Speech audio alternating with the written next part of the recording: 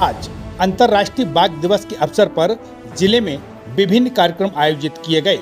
केंद्रीय संचार एवं पूर्वोत्तर क्षेत्र विकास मंत्री ज्योतिरादित्य सिंधिया ने बाघ दिवस के अवसर पर माधव नेशनल पार्क शिवपुरी की दिन प्रतिदिन हो रही उन्नति पर शिवपुरी वासियों और समस्त पर्यावरण प्रेमियों के लिए संदेश देते हुए शुभकामनाएं दी।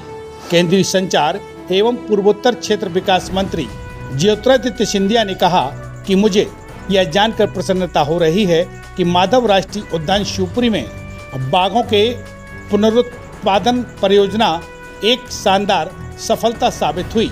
मार्च 2023 में पार्क में 3 बाघों को लाया गया था।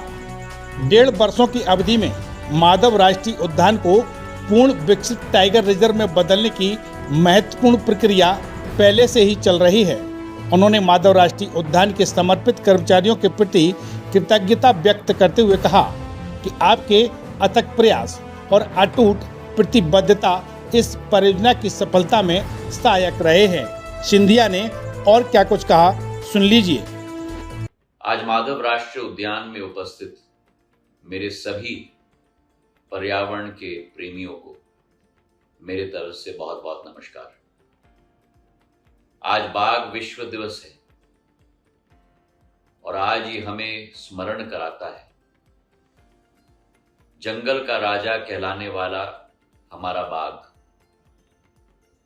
जो भारत का गर्व है और संपूर्ण विश्व में सबसे ज्यादा बाघों की संख्या अगर आज किसी देश में है तो वह भारत में। प्रधानमंत्री नरेंद्र मोदी जी के नेतृत्व में पर्यावरण का संरक्षण ये सरकार का लक्ष्य बन चुका है। पृथ्वी मां ने अपने कोख से हमें जन्म दिया है, हमें संपूर्ण रूप से पालन पोषण हमारा किया है, लेकिन हमारा भी दायित्व बनता है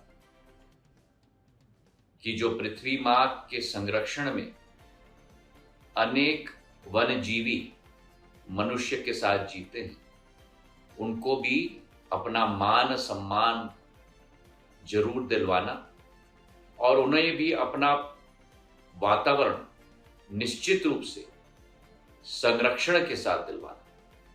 माधव राष्ट्रीय उद्यान का एक बहुत पुराना इतिहास रहा है। माधव महाराज के जमाने में स्थापित ये उद्यान सिंधिया राज परिवार का पर्यावरण के प्रति प्रेम का एक निशाना है। चाहे शिवपुरी में हमारा स्थित माधव राष्ट्रीय उद्यान हो, कूनो पालपुर में राष्ट्रीय उद्यान हो, मंदसौर नीमच तक फैला हुआ राष्ट्रीय उद्यान हो, ये सभी भी आज भी इतने सालों बाद एक प्रतीक है पर्यावरण की संरक्षण की। मुझे इस बात की बड़ी खुशी है कि मेरे पूज्य पिताजी का जो सपना था, 23 साल बाद 3 बाघों को हम लेके 1.5 साल पहले आए थे।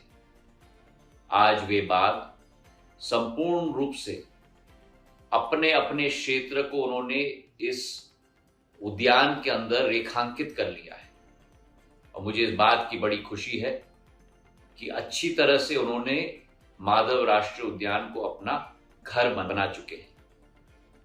हमारे यहाँ जहाँ एक तरफ मगरमच्छ है, चीतल और सांभर की संख्या है, जंगली सुअर की संख्या है, देश विदेश के पक्षी हमारे झील में आते हैं, वहीं दूसरे तरफ अब तेंदुआ और बाघ दोनों की संख्या भी माधव राष्ट्रीय उद्यान में बढ़ रही है।